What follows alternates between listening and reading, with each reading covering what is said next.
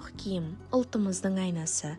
Ұлттық киім әр халықтың рухани мәдениетін, салт-дәстүрін, өзіндік ерекшелігін айқындайтын құндылық. Қазақтың ұлттық киімі ата-бабаларымыздың өмір салтымен, табиғатпен және тұрмыс тіршілігімен тығыз байланысты өнер туындысы.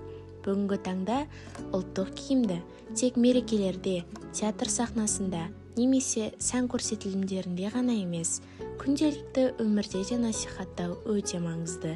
Бұл халқымыздың мәдени мұрасын сақтау және жас ұрпаққа ұлттық рух сыйлау жолы. Ұлттық киімімізді дәріптеу арқылы қазақтың бай тарихы мен мәдениетін әлемге танытамыз.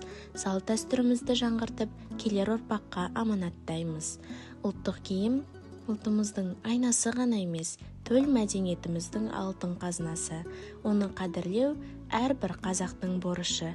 Ұлттық рухымызды бірге көтерейік.